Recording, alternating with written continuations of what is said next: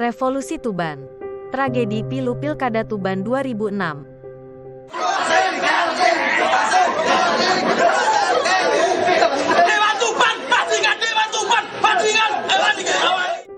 Tuban, Kamis tanggal 27 April tahun 2006. Masih ingatkah Anda ada peristiwa apa di hari, tanggal, bulan dan tahun itu?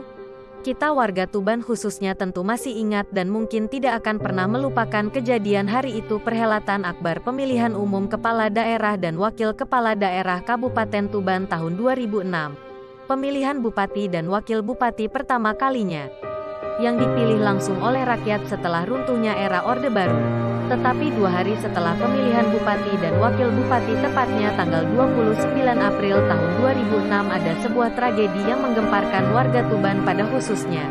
Tragedi itu bermula dari Pilkada Tuban tahun 2006 yang diikuti pasangan calon bupati dan wakil bupati Haini Relawati Rini Widyastuti dan Lilik Suharjono yang dijagokan oleh Partai Golkar, dan duet Nur Nahar Hussein dan Go Chongping yang didukung oleh Partai Kebangkitan Bangsa dan Partai Demokrasi Indonesia Perjuangan, yang dimenangkan oleh pasangan Haini Relawati Rini Widyastuti dan Lilik Suharjono dengan angka tipis 51,74% suara dan 48,26% untuk duet Nur Nahar Hussein dan Go Chongping.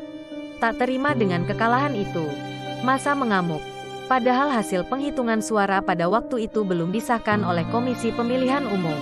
Namun demikian, pendukung pasangan Nur Nahar Hussein dan Go Chongping telah menolak hasil tersebut dan menuntut pilkada diulang.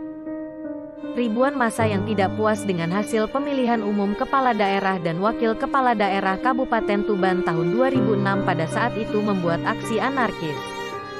Peristiwa tersebut menyebabkan kerusakan bangunan di sejumlah titik, termasuk kantor-kantor pemerintahan. Tercatat kerusakan juga menimpa pendopo bupati, gedung Korpri, kantor Komisi Pemilihan Umum, KPU. Bahkan mobil-mobil dinas pun tak luput dari amukan massa. Properti milik keluarga petahana Haini Relawati Rini Widyastuti, Hotel Mustika, juga mengalami hal serupa. Rumah pribadi suami Haini, Ali Hasan, yang terletak serta rumah mewahnya tak ketinggalan jadi incaran massa yang bertindak brutal. Polres Tuban keteteran menghadapi ribuan massa yang anarkis itu. Polres Lamongan yang bertetangga dengan Tuban juga mengirimkan bantuan berupa beberapa unit mobil water cannon, pun juga tidak mampu meredam anarkis massa. Dan bagaimana dengan warga? Warga sekitar, warga hanya bisa menonton aksi tersebut layaknya menonton pawai karnaval. Mobil pemadam kebakaran pun sulit untuk masuk karena dihalangi oleh massa. Entah kenapa, aksi anarkis massa itu tampaknya tidak terdeteksi dan tidak mendapat antisipasi dari aparat kepolisian sehingga massa dengan mudah menyerbu sasaran vital. Saat itu pihak keamanan segera menerapkan jam malam. Hal itu lantaran situasi di Tuban makin mencekam. Polisi juga menangkap sejumlah orang yang dianggap sebagai dalang kerusuhan. Bahkan politisi Niyadi dari Partai Kebangkitan Bangsa, PKB, dan Go Chongping alias Teguh Prabowo, calon wakil bupati pasangan Nur Nahar Hussein, ditahan.